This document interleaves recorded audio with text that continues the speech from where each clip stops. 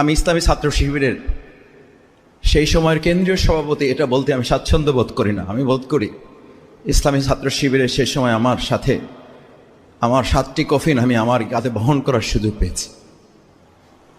8টি কফিনের জন্য আমরা প্রস্তুতি নিয়েছিলাম। আমান ভাই, আমাদের একজন ভাই এখনো বেঁচে আছে, বাংলাদেশ জামাত ইসলামের তৎকালীন আমির, এবং তিনি তখনও মন্ত্রী। শহীদ মাওলানা মতিউর রহমান নিজামী ভাইকে আমি ফোন করে বললাম, আমাদের 8টি শহীদের কফিনের জানাজা হবে, আপনাকে থাকতে হবে। ওনাদের শহীদের রক্তের উপরে আজকে সাদিক কায়েমরা দাঁড়িয়েছে, ওনাদের শহীদের রক্তের উপরে রাকসু দাঁড়িয়েছে, ওনাদের শহীদের রক্তের উপরে চাকসু দাঁড়িয়েছে, ওনাদের শহীদের রক্তের উপরে চাকসু, যেখানে শিবির নাম মানে হচ্ছে মৃত্যুর আতঙ্ক। এটা আপনাদের প্রাপ্য, আপনাদের সন্তানদের জীবন, রক্তের প্রাপ্তি, এটা আর কিচ্ছু না। সাদিক কায়েমদের কোনো যোগ্যতা নেই।